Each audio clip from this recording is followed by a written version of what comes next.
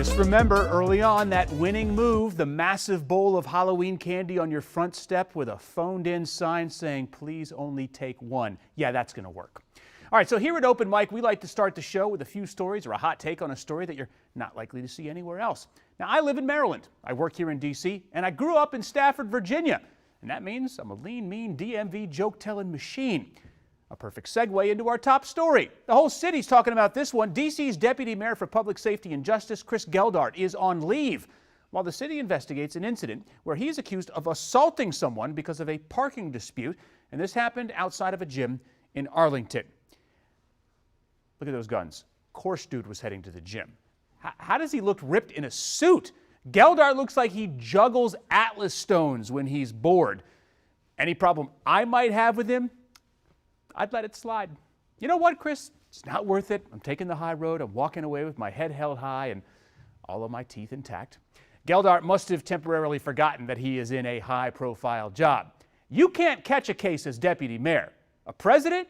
Yeah. A mayor? Maybe in the 90s if you're popular enough, but a deputy mayor? Nope. And most people didn't even know who the deputy mayor for Public Safety and Justice was until this incident.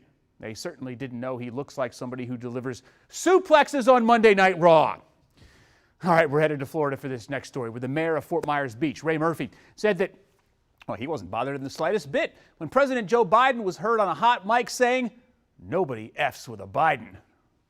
Thanks for everything. Thanks for coming down. We appreciate it. I picked the food. I was. No one. Yeah, goddamn right. and I can't argue with your brothers outside the house. That's exactly right. That's exactly right. All right, good to see you. All right, so we all know what the president actually said there. Murphy appears to have found it endearing. However, lots of conservatives on social media took issue with his language, as if a simple Google search won't tell you what "Let's go Brandon" actually means. Now, let's not make this anything more than what it is: two grown men having a conversation in the aftermath of a natural disaster, one of whom is helping the other's constituents piece their lives back together. Besides, he made up for it today by pardoning all prior federal offenses of simple marijuana possession. We probably should have led with that, since it's a much bigger story, much bigger impact. My bad, everybody. Uncle Joe can use whatever language he wants if he's helping me recover from a hurricane or clearing my cousin's marijuana convictions. Don't act like we don't all have that cousin. I'd let it slide the same way I'd avoid picking a fight with, the deputy mayor. We're headed to Illinois for this next story, where the Appel family has taken TikTok by storm and amazed viewers with their Stranger Things themed Halloween decorations that include a levitating replica of the Max character from the show. When I first saw it, I was very surprised. I was like, how is that up there? We hope the neighbors are, happy, and we don't want to burn any bridges with them. We just want them to be able to enjoy it with us. Burn bridges, just not witches, all right? It is impressive, creepy, but impressive.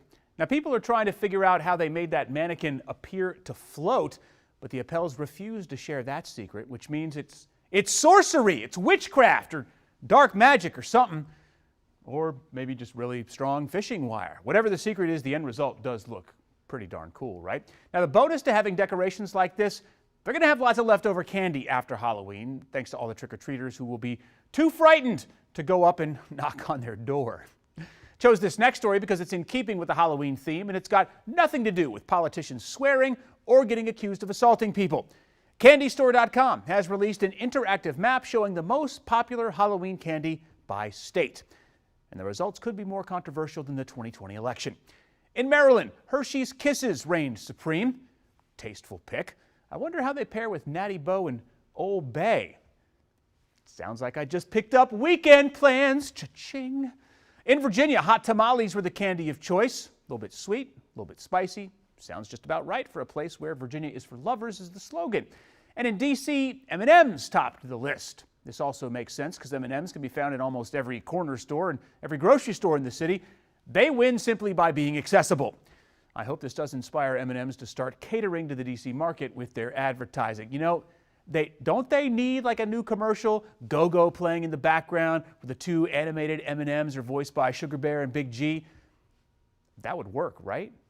Sales would be flying like spam. I'm just glad that neither D.C., Maryland, or Virginia ended up with candy corn, because we'd have called that out, and it wouldn't have been pretty for anyone involved in this survey. All right, so one note before we get on to our next segment here. We want to add some context to a photo that we shared here on our show last night. Maybe you remember this photo sent in by Maria N.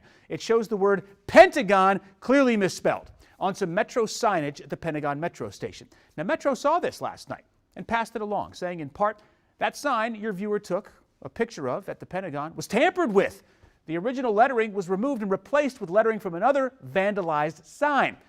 We have thousands of signs in our system, and it's unfortunate that this type of disrespectful behavior occurs.